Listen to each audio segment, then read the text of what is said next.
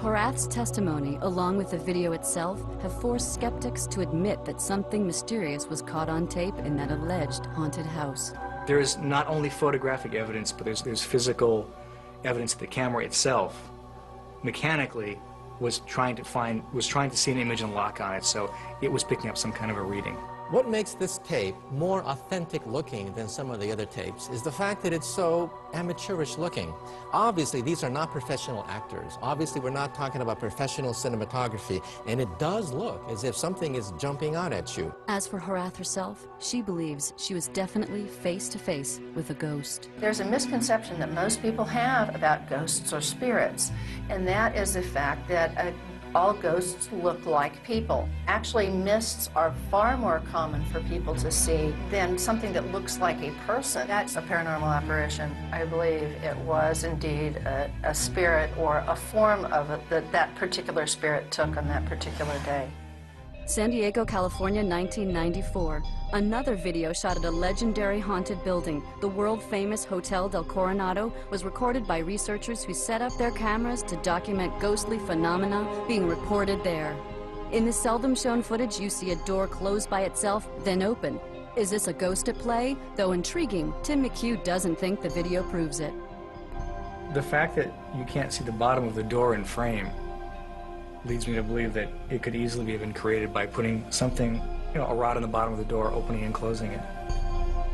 This would be a lot more credible footage if you could see the entire door, top to bottom.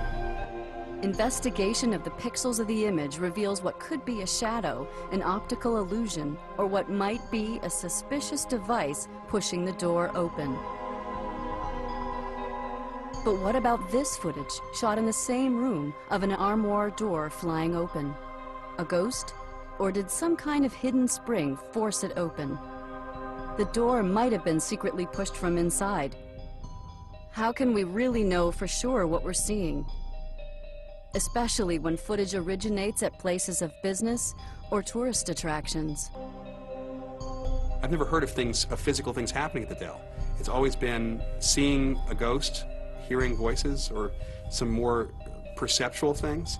The fact that these things are caught on tape means that there is a physical component, typically, or a psychic projection component, whether it is from a ghost or from a person.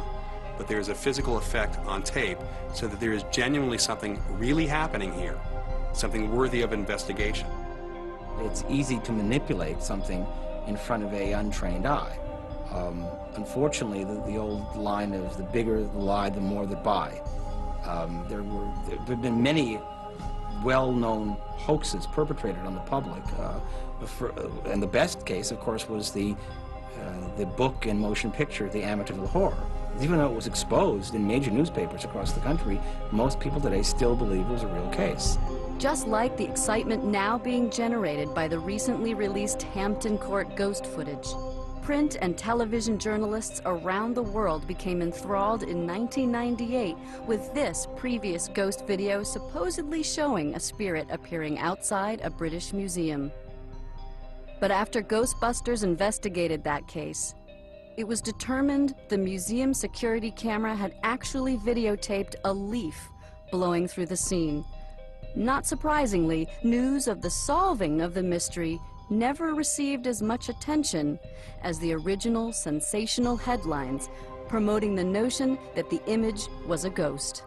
Yet with more and more people and institutions armed with video cameras and other state-of-the-art imaging tools, it's likely that we will continue to see more and more reports of mystifying and largely unexplainable ghost videos like those coming from palace security staff, courthouse surveillance cameras, auto wrecking yards, emergency workers, frightened homeowners, town residents, dedicated ghost hunters, clergymen, scientists, professional videographers, and even highly objective college professors. Interestingly, some people in the academic community who've seen ghostly phenomena up close and personal believe that the best ghost cases, documented with footage, have the most potential to convert skeptics into believers. As a ghost researcher, videotaped evidence is very important. It is one element of many, but what has occurred with the videotape evidence is now people that are on the edge, or not quite believers or non-believers, that are willing to accept reasonable evidence, suddenly will view this and sort of go through a transformation.